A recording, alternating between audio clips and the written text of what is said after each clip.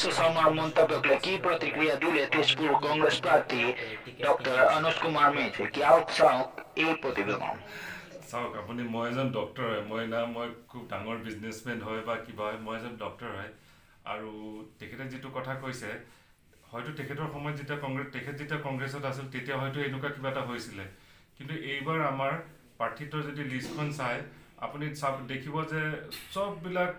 আপোনাৰ প্ৰাৰ্থীয়ে কিবা নহয় কিবাৰ কাৰণে মানে খুব ভাল কাম কৰি পেলাইহে গৈছে আৰু প্ৰাৰ্থীত্বত টিকেটত এই পইচা দিব এইটো মইতো দিয়া নাই মই সেইটো কাৰণে মই ক'বও নোৱাৰিম কিন্তু হিমন্ত বিশ্ব শৰ্মাই যদি ইমান ডাঙৰ মানুহ হয় তেখেতে চব জানে তেখেতে চব প্ৰেডিক্ট কৰিয়ে দিয়ে তেখেতৰ চবফালে সোঁৱে বাৰে চব কথা তেখেতেই জানে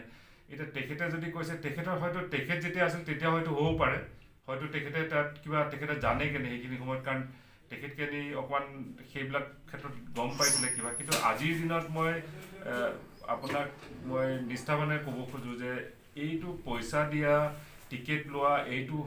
এটলিষ্ট জিতেন্দ্ৰ সিং যি আছে ৰিপুণ বৰা ডাঙৰীয়া আছে দেৱব্ৰত শইকীয়া আছে গৌৰৱ গগৈ ডাঙৰীয়া আছে ৰকিবুল হুছেইন ডাঙৰীয়া আছে এইসকলে যেনেকুৱা চালি বাচি এজন কেণ্ডিডেট দিছে আপুনি মোকেই চাওক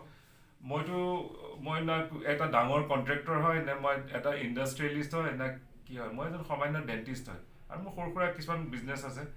আৰু মই পইচা দি পেলাই মই ইমান নিষ্ঠাবান কৰ্মী হয় মই কাম কৰি গৈ আছোঁ তাৰপিছত মই নাভাবোঁ যে পইচা দি পেলাই টিকেট কিনিব লাগে এতিয়া পাৰ্টীয়ে মোক এটা দায়িত্ব দিছে মই সেইটো দায়িত্ব পালন কৰিবলৈ কাৰণে মই আগবাঢ়ি আহিছোঁ কিন্তু মই এই কথাটো একদমেই বিশ্বাস নকৰোঁ আৰু এই কথাত মই একদমেই সন্মত নহয় তেখেতৰ লগত ছাৰ আপুনি তেজপুৰত বিধায়ক হৈ অহাৰ পিছত আপুনি তেজপুৰত নিবনুৱাৰ কাৰণে আপুনি কি পদক্ষেপ ল'ব ছাৰ বিধায়ক হ'ম নে নহয় এতিয়াতো মই ক'ব নোৱাৰোঁ ৰাইজে যদি আঁকোৱালি লয় মই হ'ম আৰু যদি নলয় তেতিয়াতো বেলেগ কথা কিন্তু মোৰ কিছুমান ৰোড মেপ আছে মই ভাবোঁ মানুহ যে আমাৰ নিবনুৱা সমস্যাটো খুব বেছি হৈ গ'ল কিন্তু কংগ্ৰেছৰ যদি আপুনি চাই কংগ্ৰেছে এটা গেৰাণ্টি দিছে যে 5 লাখ আমাৰ মানে চাকৰি দিব নিবনুৱাসকলক চাকৰি দিব আৰু বহুতো আছে গেৰাণ্টি আমাৰ 5টা গেৰাণ্টি আছে মই ভাবোঁ তেজপুৰৰ কাৰণে আমাৰ সৰু বহুত বস্তু আমি কৰিব পাৰোঁ সৰু ইণ্ডাষ্ট্ৰি খুলিব পাৰোঁ ডাঙৰ ইণ্ডাষ্ট্ৰি আমাক নালাগে আমাৰ সৰু ইণ্ডাষ্ট্ৰি লাগে সৰু আপুনি ধৰক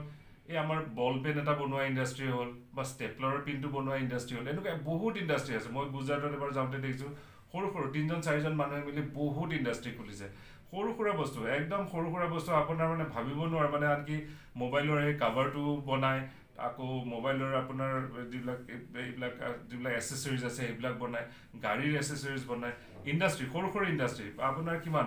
200 স্কুৱেৰ ফিট 300 স্কুৱেৰ ফিট ৰুমত এটা মানে ইণ্ডাষ্ট্ৰি চলি আছে আৰু একদম সৰু MSME বা এনেকুৱা টাইপৰ ইণ্ডাষ্ট্ৰি হয় সৰু ইণ্ডাষ্ট্ৰি হয় আৰু তাতে 4-5জন মানুহে মিলি একদম খুব ধুনীয়াকৈ মানে চলি আছে আৰু যিহেতু আমাৰ বস্তু এটাও ইয়াত প্ৰডাকশ্যন হয় সেইবিলাক যদি আমি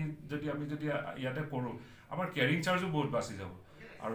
আৰু যিহেতু আমাৰ গভৰ্ণমেণ্টে যিহেতু এইটো কৈছে যে আমি নিবনুৱা সমস্যাটো এটলিষ্ট 5 লাখ মানুহক বহুত মানে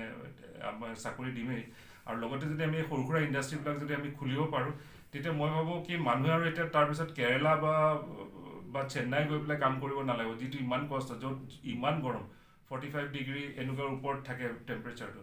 সেই জেগাত সদায় গৈ পেলাই কাম কৰিব নালাগিব আমাৰ অসমতে কাম কৰিব মানুহ অসমতে থাকিব আৰু স্পেচিয়েলি তেজপুৰৰ কথা কওঁ মই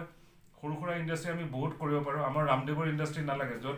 কৈ প্ৰডাকশ্যন হ'ব তাত প্ৰডাকশ্যন নহয় এতিয়া খালি পেকেজিং হৈ আছে আৰু তাতে চাব আপুনি ওপৰৰ মানুহসোপা গোটেই সোপা আপোনাৰ বাহিৰৰ মানুহ বগা ড্ৰেছ পিন্ধাই পেলাই আপুনি দেখিব ৰাতিপুৱা চব যায় বগা ড্ৰেছ পিন্ধি কিন্তু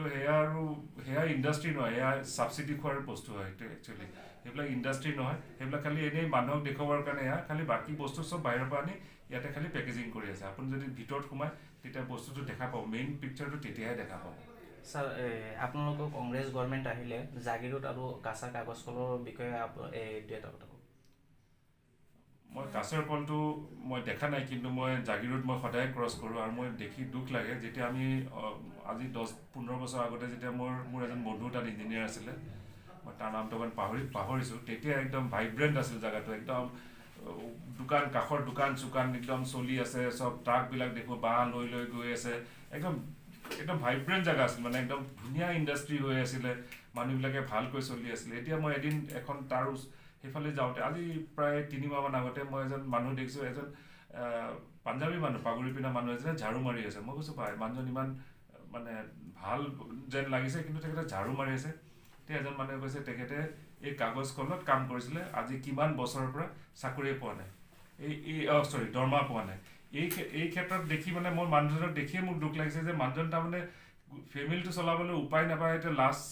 চৰম বাদ দি পেলাই তেখেতে ঝাৰু মাৰি আছে ৰাস্তাত মানে হোটেল এখনৰ আগত ঝাৰু মাৰি আছে সেইটো বহুত মানুহে দেখিছে হয়তো ক'ৰবাত লিখিছোঁ সেইটোৰ কাৰণে কিন্তু সেই দুটা কলত আমি ৰিভাইভ কৰিব লাগিব কাৰণ তাত বহুত মানুহ জড়িত আছে আৰু বহুত মানে ফেমিলি তাতে লগত জড়িত আছে সেইকেইটা কল আমি ৰিভাইভ কৰিম বুলি হয়তো আমাৰ আপোনালোকে গম পাব আমাৰ পাৰ্টিয়ে চিন্তা কৰি আছে আৰু মেনিফেষ্টোটো কি আহিব সেইটো কথা কিন্তু আমি ভাবোঁ কি সেই বস্তুটো আমি ৰিভাইভ কৰিব লাগে এতিয়া যদি আপোনাৰ ধৰক ধনী মানুহবিলাক আদানী বা এইবিলাক সিহঁতক যদি দি দিওঁ আমি